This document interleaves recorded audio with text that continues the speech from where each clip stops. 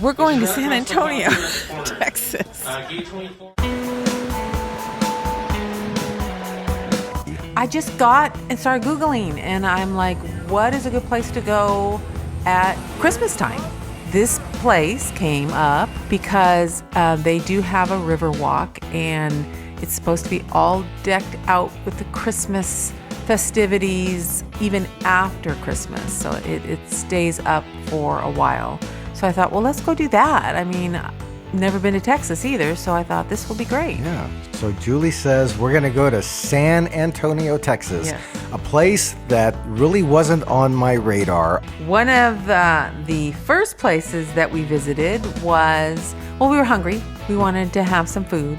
And I am very fond of breweries. They're just fun places. You usually find some really good beer and sometimes even some really good food. So we had kind of scoped out the Pearl Brewery, and we had a little bit of trouble finding the brewery. It was in an area which was kind of in a historic area in the downtown area called the Pearl Brewery Complex. Yeah. I mean, the whole thing was this lots of shops and there was a few restaurants and, you know, a little open area for a lot of kids were there and they were playing, but we couldn't find the brewery. Yeah, name was a little misleading, I think, to just us. a little Because bit. we were expecting like a big brewery work. Yeah, so we walked around for a bit trying to find it. I did find the restaurant that was the Pearl Brewery. Yeah, It was and kinda we cool. did eat at the Pearl Brewery Complex. Yeah. But when we expected to see something like a big Budweiser type of facility, that you will not find here. But you will find many restaurants, many shops, and it was a vibrant place. It was a festive place, and we had some really good food at the spot that we selected. And we also got some beers there. Yes, it was the Botika, and it was a lovely restaurant. I really liked it. We had a nice meal. It was very interesting, different, very tasty, and we got a couple of IPAs with it, and that was good. We were very satisfied. And with our tummies full, we decided we're going to do some walking, and within a few steps of this Pearl Brewery, there were steps that went down to the Riverwalk. Oh my gosh, that river walk, quite extensive, quite long, going right through the heart of the city, and it was beautiful. Yeah. That was kind of like that, I think then became like our introduction into San Antonio.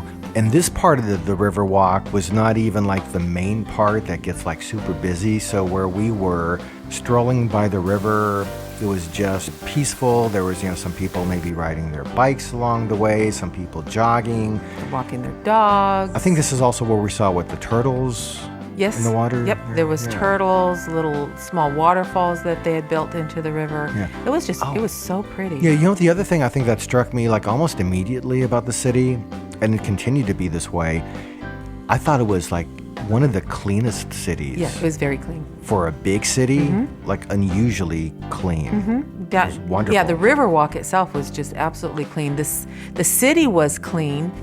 So we spent a lot of hours just walking this river that just cuts right through the heart of the city.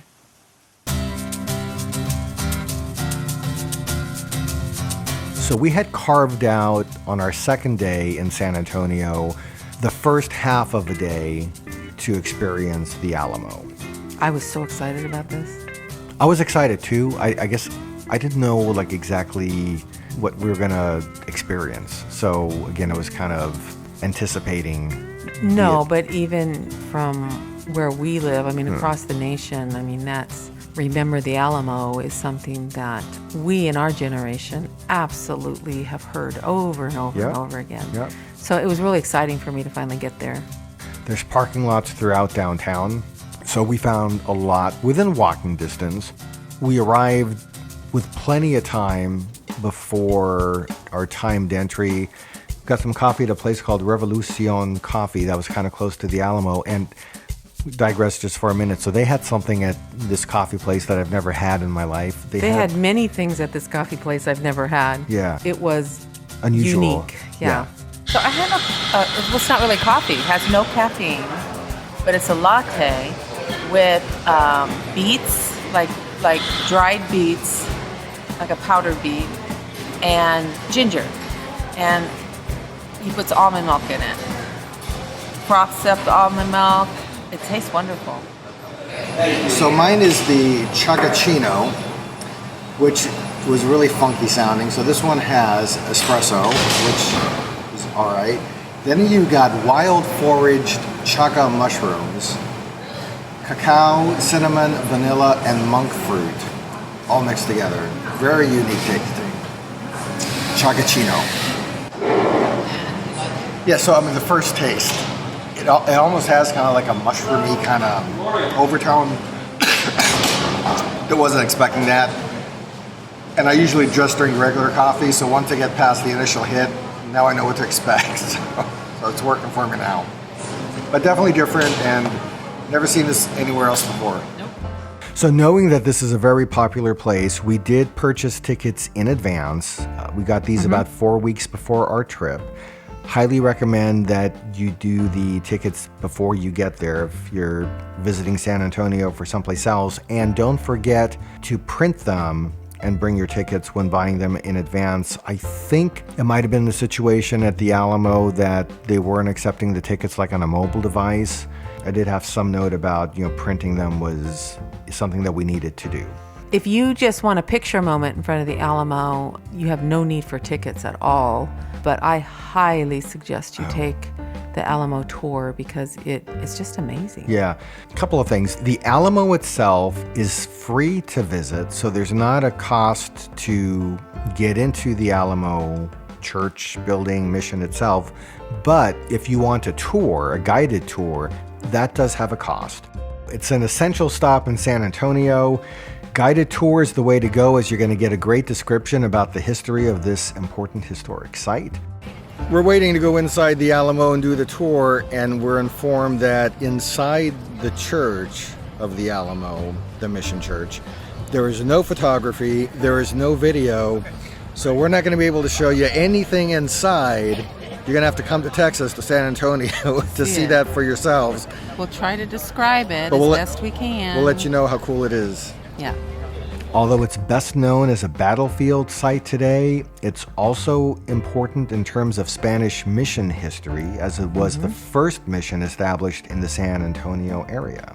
And it is connected to other missions in that area, the mission trail. So most people don't know that the Alamo did start as a mission and then was decommissioned. And then it became a place of the famous battle. Yeah, so a battle in which hundreds of people lost their lives. People lost their lives on both sides. So just a ton of history here. This site became a UNESCO site in 2015. And as I think we mentioned earlier, it's one of the most visited attractions in all of Texas. The summers are very, very busy. Very busy. Going in winter was nice because I don't think there was as much of a crowd, but it was busy even at Christmas time. But I hear the summers are just insanely busy. I imagine that's probably not a pleasant time to visit when it's hot. From what I hear about the heat and humidity. Yeah. What you'll see at the Alamo is the church itself. The interior of the church is actually relatively small. You'll see a nave, a transept, an apse, and some smaller rooms that include confessionals and baptistry and a sacristy, which are all parts of a Roman Catholic church. Yeah, it's pretty sparse though inside too, huh?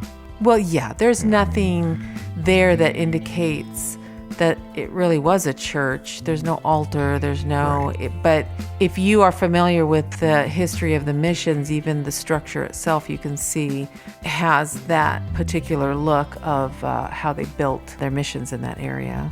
So it had its own beauty, but it was sparse. So we exited the church, and there's a lot of sectioned off areas. Some of it is a walled garden. It has kind of the history of the church up on the wall. There's a gift shop. Lots of monuments and statues to many of the people that were fighting this siege and dying for their cause. Yeah. So I would say, plan for 3 hours for a visit like this. If you take the guided tour, that's about what we spent.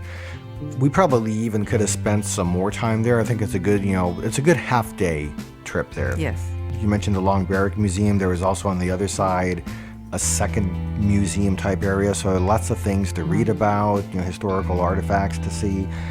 So that was one of our half-day adventures. I think that when you're there, people can know the story of the Alamo and the siege that took place there. But when you're there and you're actually walking on the grounds where this event took place, for me personally, it hits me a lot harder.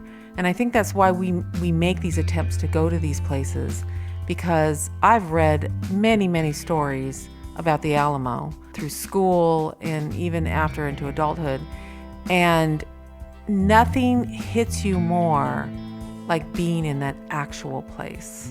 And you kind of get a bigger sense of what it may have been like for them.